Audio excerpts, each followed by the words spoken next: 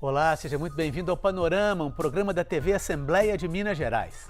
Você já sabe que dormir bem é essencial para se ter uma boa saúde, que uma boa noite de sono refaz as nossas energias e é fundamental inclusive para a nossa imunidade. O que talvez você não saiba é que os hábitos do sono dos brasileiros mudaram bastante durante a pandemia. E também que o sono tem um dia mundial, comemorado em 18 de março. O sono é o tema do Panorama que começa agora.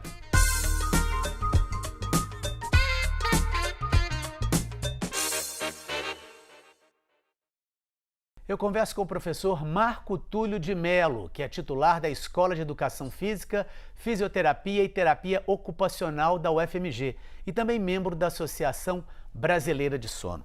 Professor, muito obrigado por nos atender. Eu queria começar perguntando o seguinte: muita gente sabe, mas é sempre bom repetir. Quais os principais prejuízos que uma má noite de sono pode trazer para uma pessoa, seja a curto ou a longo prazo? Fernando, é um prazer estar aqui com vocês, é uma honra e eu acredito que trazer esse tipo de informação à sociedade é extremamente importante. Bem, dormir mal é algo que nos traz um grande prejuízo, seja imediatamente no dia seguinte que você dormiu mal ou a longo prazo. De imediato, ou seja, você não dormiu tão bem de ontem para hoje. O primeiro efeito que você tem é o mau humor. Você fica mal-humorado, você altera toda a sua parte de convivência social. A médio prazo, você tem problemas de saúde, mas principalmente de memória e cognição. Você começa a ter perda de memória, cognição, você não se lembra tão bem do que acontece, né? Você fica mais lento nas suas ações, nos prejuízos de atenção, concentração.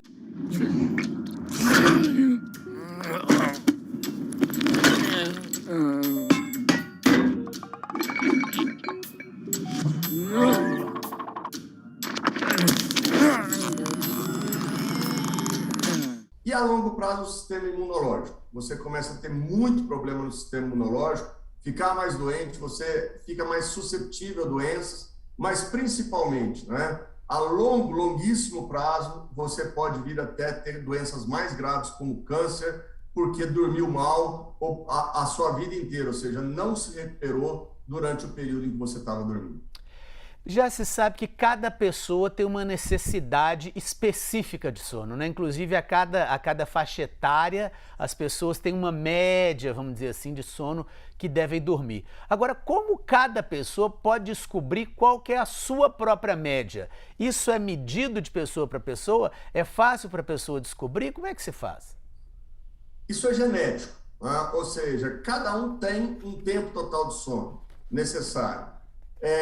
Nós informamos na década de 70, 80, como professores, e a imprensa também nos ajudou muito, a informar que nós precisávamos dormir 8 horas. Isso não existe, tá? Isso é uma média da população, que na década de 80, a média da população de dormir era 7 horas e 40, e nós acabamos arredondando isso para 8 horas e passamos isso para 8 horas para todo mundo.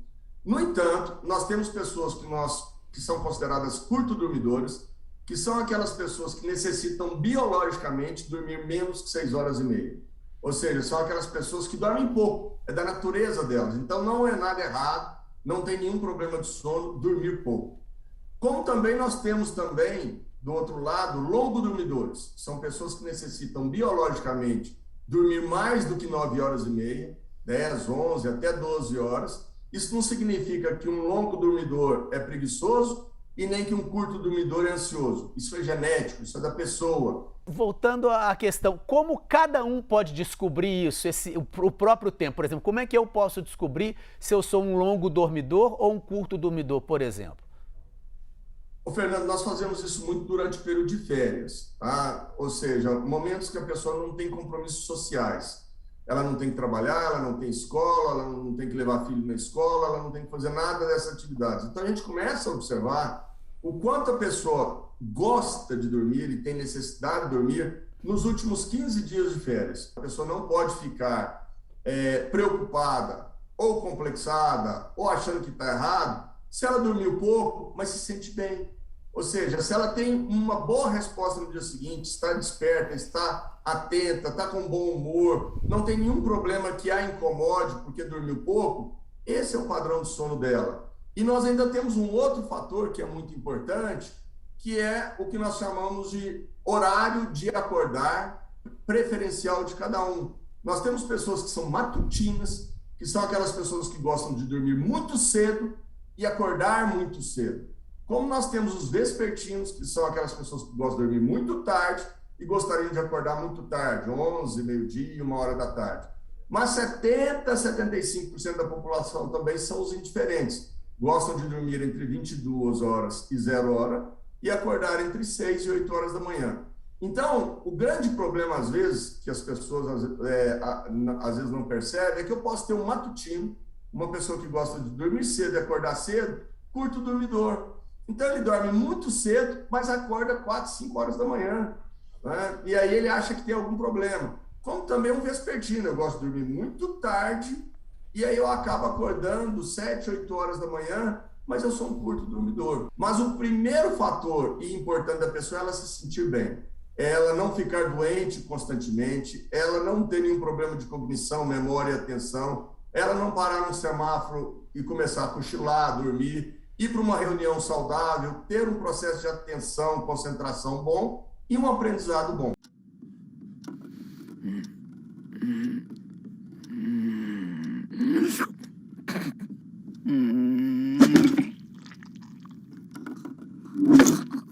Bom, a gente viveu nesses últimos 2 anos de maneira bastante atípica por conta da Covid-19.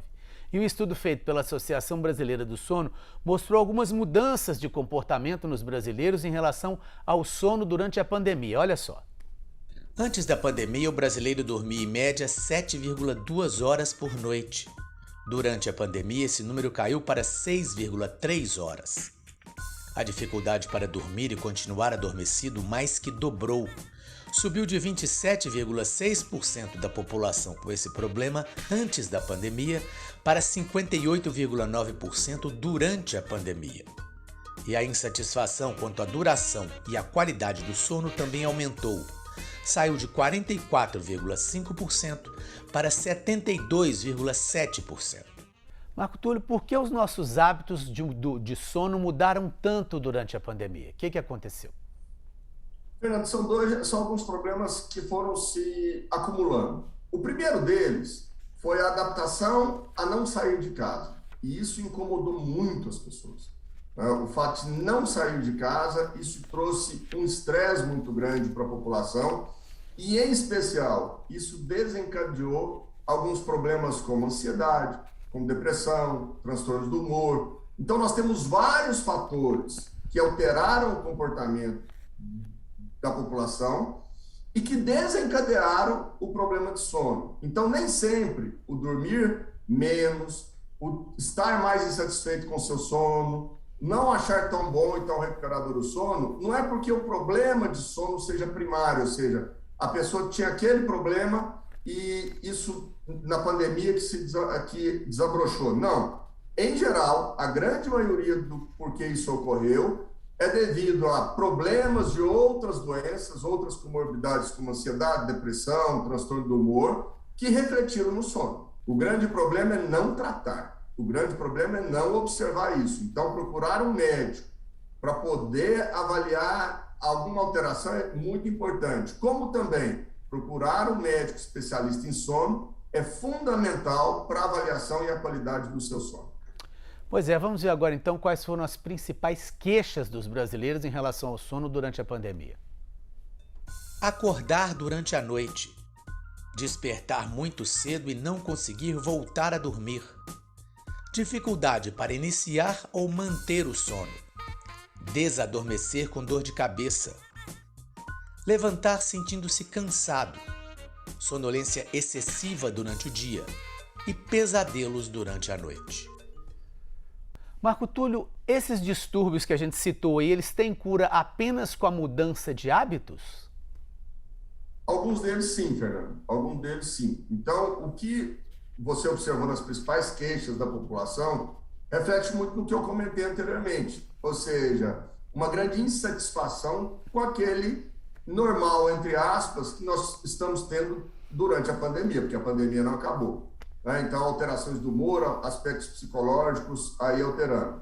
Qual é o grande aspecto ali, se você observar? Durante o período em que a pessoa ficou mais em casa, ela também cochilou mais durante o dia.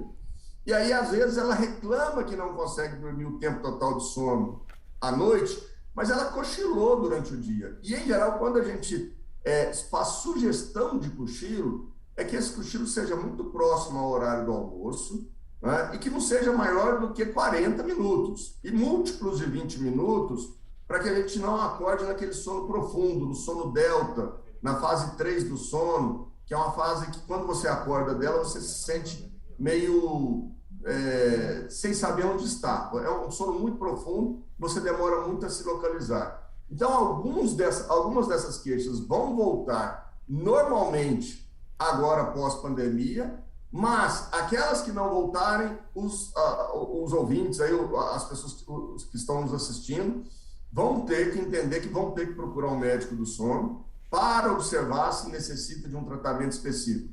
Um outro problema muito sério que nós tivemos agora foi aumento de peso. As pessoas aumentaram muito a sua composição corporal, a massa de gordura, e com isso a possibilidade de aumentar ronco, iniciar a apneia, né, agravar mais uma apneia, ou seja, uma parada respiratória durante o sono, que já tinha pouco e pode ter aumentado, isso talvez seja fundamental, essa avaliação. Pois é, em relação aos medicamentos para o sono, nos últimos anos a gente teve aí um aumento na porcentagem de venda de medicamentos voltados para a pessoa dormir. Isso é um problema? Essa situação é preocupante, esse aumento do uso de medicamentos? Muito, muito preocupante, porque nós somos o país, o Brasil, até início da década 10, aí, né, de 2010 e agora já 2020, nós éramos o país que mais consumia benzodiazepínicos para sono, né, para indução do sono. E o benzodiazepínico é péssimo para induzir o sono, porque ele causa dependência e ele não te ajuda. Ele te põe no sono, mas depois causa uma dependência. Aí depois foram colocados no mercado medicamentos da categoria Z, né? Então, nós temos vários medicamentos que até se falaram antigamente que era melhor do que os benzodiazepínicos, mas também que hoje, depois de muitos estudos, se mostrou também muito ineficaz e causando, inclusive, dependência química. Então, pessoas que têm insônia, a melhor forma de tratamento é a terapia comportamental cognitiva, ou seja, procurar um terapeuta comportamental, diminuir a ansiedade, o estresse, o relacionamento social, ele é fundamental. O exercício físico faz parte desse processo, principalmente não só porque o exercício físico te provoca alterações metabólicas e fisiológicas, mas porque ele te faz com que você tenha uma interação social. Ou seja, você vai se relacionar com outras pessoas, você vai ter um ambiente diferente, isso te auxilia muito nesse processo de adaptação. Bom, uma pergunta agora de uma colega nossa aqui da TV Assembleia, Andréa Zaguri. Ela tem problemas, está tendo problemas para dormir. Ela está querendo saber se a acupuntura pode ajudar a resolver esses problemas. Nós tivemos vários estudos na Escola Paulista de Medicina, onde eu fui professor há 21 anos, né, na Universidade Federal de São Paulo, nessa linha. Existem alguns tipos de problemas de sono que são, sim, minimizados, eles não são finalizados, mas eles são minimizados com acupuntura ou outros tratamentos que podem auxiliar e que não sejam farmacológicos, né? Mas aí nós temos que entender que essa condução, ela tem que ser feita por alguém que entenda de sono e que entenda de acupuntura, para que se possa integrar e se possa realizar um tratamento mais adequado. Pois é, hoje a gente tem podcasts, a gente tem séries na TV, a gente tem uma série de soluções tecnológicas que prometem ajudar a pessoa, meditação, às vezes ouvir uma música, fazer um relaxamento, que podem ajudar as pessoas, ou que prometem ajudar as pessoas a dormir melhor. Isso pode funcionar ou como é que a gente pode lidar com essas coisas, com essas novidades, digamos assim? Fernando, cientificamente hoje, nós temos dois instrumentos muito interessantes, que são terapias comportamentais cognitivas, feitas por psicólogos, por médicos, que auxiliam muito. Então, nós temos alguns aplicativos, né, se as pessoas procurarem, eu não vou falar o nome de nenhum, mas se a pessoa procurar na internet, ela vai achar esses aplicativos que auxiliam. Qual é o nosso grande problema? Nosso grande problema é ver luz no período noturno. Tá? No período noturno, próximo ao horário de dormir, então, vamos supor, após as 20 horas, evite luz. Evite ficar exposto à luminosidade, evite ficar próximo do computador, do tablet, do celular, tudo que emita luz. Porque à medida que você vai observar a luz, você vai ter um arrastamento do seu ciclo e um atraso na secreção de melatonina que te auxilia a induzir o sono. Então, no período noturno, evite luz para que você possa se adequar, né, ao horário biológico para poder dormir. Professor, a gente está terminando a entrevista. Tem mais alguma coisinha, algum detalhe que a gente não chegou a falar aí que possa servir para o nosso espectador dormir melhor e acordar melhor no dia seguinte? Fernando, eu tenho praticamente certeza que a pessoa tem um bom equilíbrio e entender que nós passamos durante a pandemia por um estresse muito grande e que isso foi para todos. Não foi para o João, para o José ou para o Manuel, foi para todas as pessoas, e que isso influenciou muito a vida de todos. Eu acredito que a pessoa comece a entender que aquilo vai voltar num período muito breve, a nós termos um normal, vai ser diferente, mas termos um normal. Então, é muito importante a pessoa ter um bom equilíbrio, um bom estado psicológico, praticar exercício físico com alguma pessoa qualificada, e um profissional qualificado, como também se procurar um médico especialista em sono. Belo Horizonte, Minas Gerais, nós temos muitos médicos especialistas em sono, né, e que com formação em sono, como também dentistas, odontólogos, psicólogos, terapeutas, fonoaudiólogos, que vão auxiliar muito na recuperação e na melhora do sono.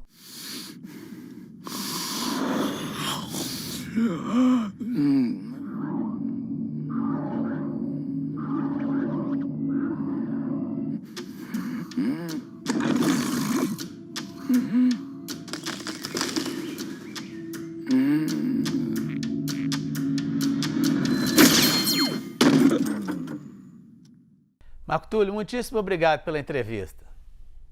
Eu que agradeço, Fernando. Um grande abraço a todos aí. Espero que todos aí, que nós saiamos rápido dessa pandemia, né? Mas que esse novo normal veio para ficar e a gente vai ter que adaptar um pouquinho a isso. Obrigado.